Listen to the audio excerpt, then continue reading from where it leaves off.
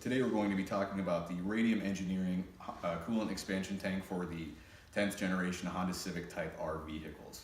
Now what Radium has come up with is a two-piece expansion tank, each half machined out of a solid billet of aluminum. Now the main reasons why you may be wanting to add this mod onto your car come down to some heat transfer improvements as well as some durability improvements as well. So first of all, being made out of a solid piece of metal initially, this tank is going to stand up against thermal cycles inside the engine bay a lot better than your OEM plastic one will. Being right next to the engine, it's going to see a lot of heating up and cooling down. And over time, the plastic tank will be a little more prone to cracking and being brittle in general. So this tank will not see that same problem. The other benefit to being aluminum is it has a little bit better heat transfer than the plastic tank will, so it will help just get a little bit of that heat out of the system as we go along. But I think one of the big benefits here, if we flip to the inside, you can see we've got two chambers here, and each chamber is connected by a little bit of porting on the top half and the bottom half. But the inlet, if I flip to the top side here, is this port right here, and once coolant comes into this, it will rotate tangentially around the cylindrical portion. Now what that's going to do for us is allow the coolant to de-aerate a little bit better and condense any vapors back down into a liquid by the time it enters the larger portion of the expansion tank itself. So when you receive this kit from Radium, you're going to get everything on this side of the table. You're going to get the two halves of your aluminum expansion tank along with the gasket to bolt in between them. You will get a mounting bracket to go directly into the engine bay with no extra modifications. You're going to get some hoses to replace the OEM ones, and then all of the fittings, hardware, and spring clamps needed to get this up and running without any additional parts. You will reuse a couple bolts from the stock system, but we'll get to those on the installation part. Now, as far as tools go, you're going to need a couple torque wrenches, one for 25 foot-pounds and another for 50 inch-pounds. Now, the inch-pounds are for bolting the halves of the aluminum tank together. We're going to need just a basic socket with a 10mm and a 14mm head. I have here a 1 1/8 inch socket, and that's going to be for tightening down this big fitting that will go on the bottom of the tank. This is about a 29mm socket as well, and all I have here is a 1/2 inch drive with a 3/8 inch adapter. It just happens to be what I have on hand. If you've got the appropriate torque wrench to be able to do this in either the 1 1/8 inch or the 29mm, that would be the same thing. We've got a couple Allen wrenches here. We have a 3/8 inch and then a 4mm and a 3mm. We have a 7/8 inch open-ended wrench, and if you have an aluminum non-marring wrench, that's going to be very helpful for going in a couple of these pieces. They have a very nice finish to them, and that will help with the scratching. I, however, don't have those, so what I've done is taken a little bit of painter's tape and wrapped the ends on these. That should get you by with very little risk to ruining the finish on the parts. You're also going to need an 8mm open-ended wrench to tighten down the sight gauge, and then just a pair of pliers to reduce all of your spring clamps, and then a pair of scissors or hose cutters to size the hoses supplied by Radium at the end of the day. Also, when tightening down any O-rings inside of fittings, there's a couple instances of this on a few of these ports. You're going to want a little bit of just general machine oil to help make sure those don't snag and rip. And then the other good idea to have is a little bit of anti-seize on hand for the bolts going into your expansion tank. So Radium also does supply a very good set of instructions typed up and written and attached to the item listing on their website, so go ahead and print those off if you need a little bit of extra guidance towards any of the steps here. And with that in mind, let's get right to the assembling side of the engine bay. All right, so the first thing we're going to want to do here is go ahead and pop open the reservoir cap to release any pressure that may have built up inside the system. And then we're just going to go ahead and retighten that down. Next, we're going to take our pliers and we're going to back off this spring clamp right here. We're going to pull that off of the tank. And just to make sure we don't spill any coolant out of there, we're going to block that off. I've got a 1/4 inch socket extension here. Whatever you have to handy to block it off will work just fine. I'll just lay that to the side for now. Next, we're going to take our 10mm socket and we're going to remove 2 bolts on the coolant tank, one here and one back here.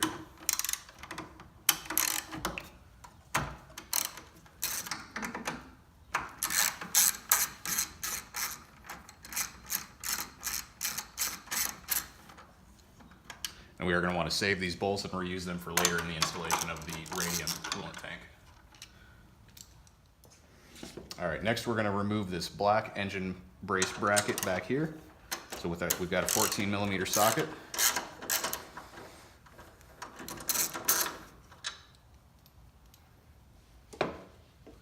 Now this next bolt is actually up against the side of the engine bay here. It's a little tricky to get to, so I'm just going to gently move this coolant tank out of the way just to get access to the bracket.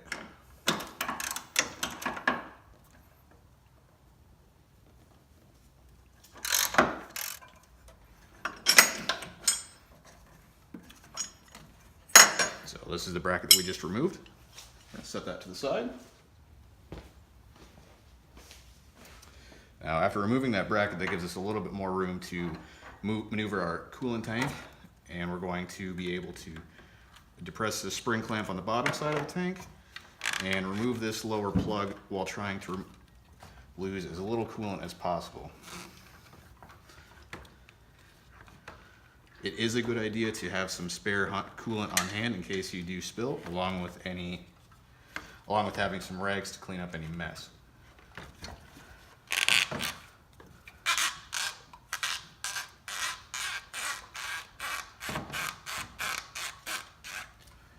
All right, now we've got the coolant tank off, and we're just going to go ahead and use a clean container and pour all of our coolant from the reservoir into that container.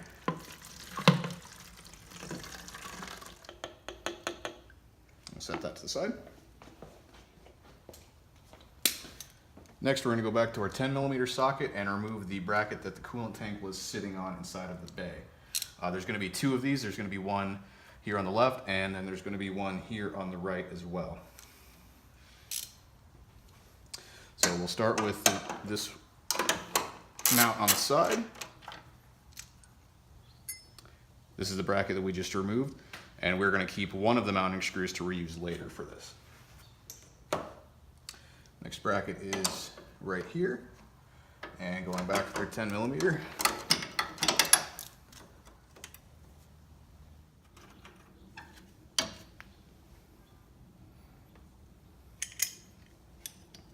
All right, here's the bracket that we just finished removing.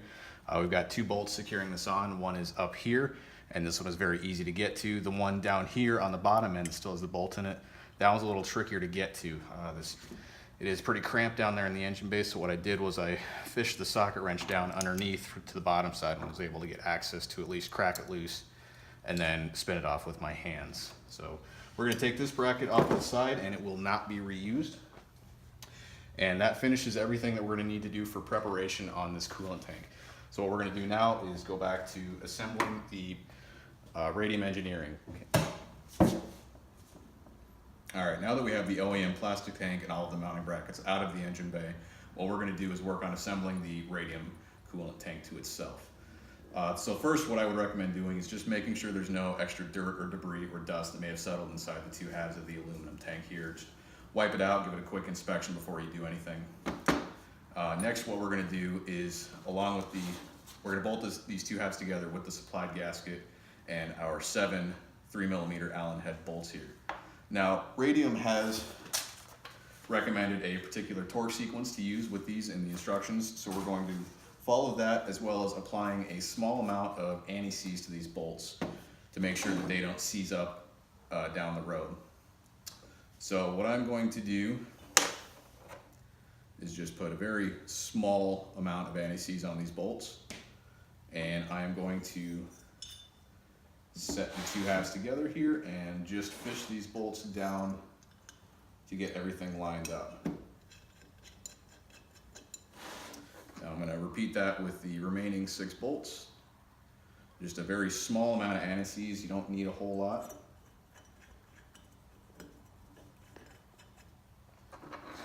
And I'm really just getting these bolts started here. I don't want to run them down really just yet. I want to follow that torque sequence. All right, now that I've got all the bolts at least started inside their holes, what I'm going to do is lightly turn these down about finger tight with our 3mm Allen wrench in the torque sequence that Radium has recommended. So we're going to start with this bolt. Just get it finger tight for now, and then we'll go straight to this one.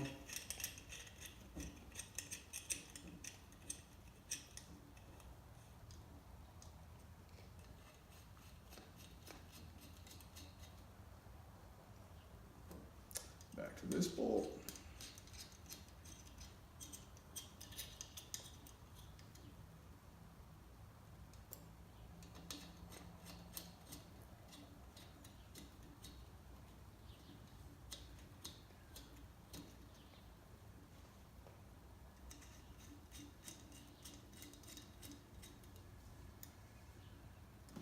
And then finish off with the 7th bolt on the end of the tank.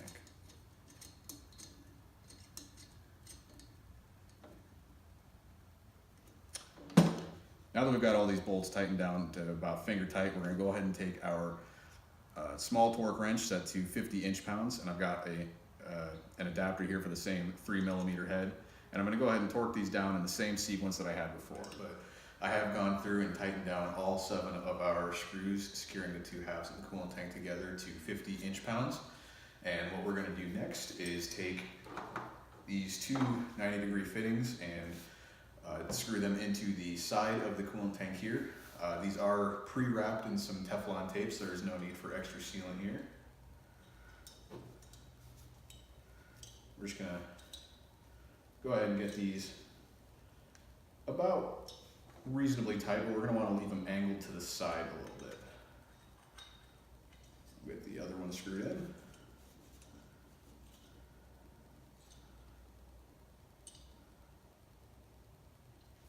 Alright, now we're going to take our plastic tubing here that comes with the kit, and we're going to push it into one of the halves of the 90-degree fittings until we hear a click. It was really faint, but it was there. And we're going to bend it and insert into the other side. Now we can take our 8mm wrench and straighten these out until our sight gauge is about level. There we go, and that's about the way we want it. If you can't manage to get it straight, if there always seems to be a bend in it, you can remove it and trim just a very small amount off and repeat the process. Next, what we're going to want to do is install the fitting where your reservoir cap will clip into, and we're going to need this, the supplied O-ring, and the 3 Allen head screws for the 3mm thread. So I'm actually going to put just a little touch of oil here and a little bit on the ring itself, and slide that down into the groove on top of the tank. Now we'll take our cap fitting with the spigot pointing towards the sight gauge, place that on top, and get our screws tightened in. Next, we're going to flip the tank over to the bottom side, and on the fitting, or the port farthest away from the sight gauge, we're going to install this plug fitting here. And I'm going to do the same thing with the oil, since we're going to be screwing down this fitting against the O-ring to make sure that it doesn't tear. And we will use our 3/8 inch Allen wrench here. Okay. Next, we're going to take these fittings and install them on the remaining port here at the bottom. And with this fitting, you're going to want to make sure that there are 2 supplied plastic washers. You want to make sure there's one on either side of the fitting here. So we're going to take this and just loosely tighten that for now. So we're going to need to align it on the car. So we'll just get that kind of loosely finger tight right now so we can still have a little bit of play in it. And then we're going to take this fitting right here and do the same thing. Next, we're going to take our mounting bracket and align that on the rear face of the coolant tank.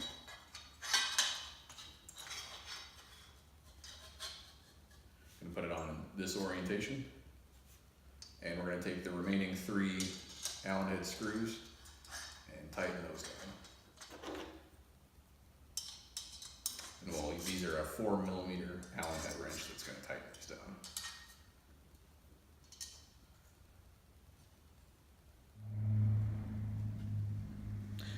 Now that we've got the radium tank pretty well assembled on its own, we're going to set it inside the engine bay so we can set the clocking of this fitting.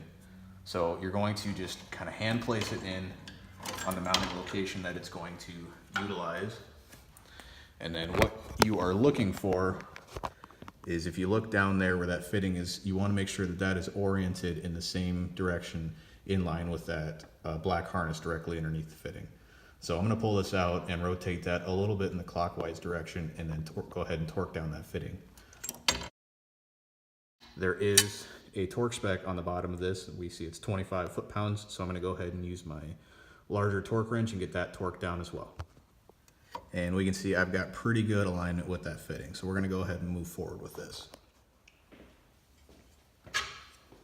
So the next step towards putting this coolant tank in is we want to go and fish out this larger coolant hose on the bottom and go ahead and put it right on the fitting we just finished clocking. And then we will reuse the OEM spring clamp and tighten that back into place. And next, we're going to take those 3 bolts, the 3 10mm head bolts that we took off of the mounting brackets before, and go ahead and get this bracket mounted into place against the strut tower. Okay, now we've got the tank installed, and since I couldn't really show this on video, you've got 3 mounting bolts. You've got one right down here underneath these lines, and then you've got 2 on this side, 1 bolt here, and the 3rd bolt is down at the bottom here. So these 2 bolts on this side I was able to get with the socket just fine from this orientation. This bolt, I actually ended up taking a 10mm wrench and going in from underneath to get it, because I wasn't able to find a nice way with my straight extension on the socket. Perhaps if you had a swivel attachment that would allow you to get down there with a socket wrench. I didn't have one within handy reach, so I used a 10mm open-ended wrench for that fitting. Next, we're going to take our remaining fitting right here and go ahead and install it on the remaining port on the front side of this coolant tank. And we're going to take our 7/8 inch wrench. Like I said, I wrap a little bit of painter's tape around this one. If you have a non-marring wrench, that would be ideal, because you don't want to get in here and scratch the fitting or the finish on either the fitting or the tank.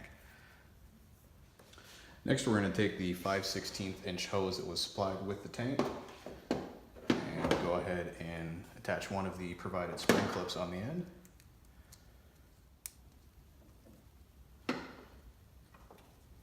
And we're going to go ahead and attach this to the fitting that we just installed. The orientation of it, I guess, is not as critical as I had thought, because it is still pretty free to spin and rotate after you get this nut tightened down.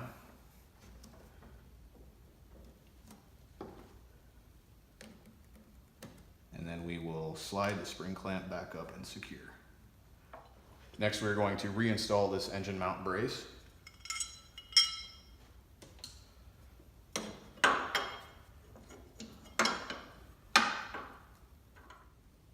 Okay, here's the engine brace reinstalled inside of the engine bay. This bolt was no problem to hit with the regular socket extension, but I did break down and find my swivel attachment to get the bolt that is right back here. So I was not able to find any other good access for it, so swivel attachment. Now that we have that bolt the bracket reinstalled, we're going to take our 5/16 inch hose and route right underneath of this engine bracket here. And you want to make sure that that's on the back side of that nice rounded edge of the formed bracket, so you don't have any hose rubs. And it's going to route up and around and actually replace your OEM coolant tank that we had plugged earlier. So we're going to go ahead and pull this spring clamp and this hose off and replace with this hose, and probably cut a little bit off of it just to make sure that we have a nice even hose routing. Okay, now I've got my hose routed here. I ended up taking off about, I don't know, 6 inches overall. I started with this longer piece and was pretty happy with the routing until I looked back closer and saw that I had a rub between this hose and this line. So that's when I shortened the second amount off to pull that just a little tighter and get a little bit of clearance between these 2 routings. Otherwise, I'm pretty happy with the routing. It seems to be pretty nice and gradual, leading back into the port, into the expansion tank. The only other item I did was reorient one of these spring clips to try and get that as far away from being a potential hose at this point as I could. One of the last things we're going to want to do now is put a funnel and install the coolant that we drained out of the OEM tank with one of the earlier steps, refill. And what we are shooting for here is to have coolant halfway between the sight gauges that we installed earlier. So it looks like I'm a little on the high side, but I'm okay with that, assuming some of that's going to drain back through the lines when we start the engine. So one of the last steps is to reinstall your radiator cap. And now this kit does work with your OEM cap. I happen to have an aftermarket cap, but they're both the same size fitting. And then lastly, you're going to want to take the supplied smaller diameter tube and attach it into the barb off the side of the radiator, or the expansion tank cap. Now this will get routed down inside the engine bay. Okay, so I've got that final hose attached and routed here. I did end up trimming off about 7 inches or so. And the way I've got it routed is along the inside of the engine here, and you can see it terminate right down there. I actually tucked it underneath of this wire harness to hold it in place. The big thing that you want to avoid is just any moving parts, like the belt down here on the engine, and just make sure you've got reasonable clearance to everything. So the last step is to start up the car, make sure you don't have any leaks, top off the coolant level if you need to, and that completes the installation.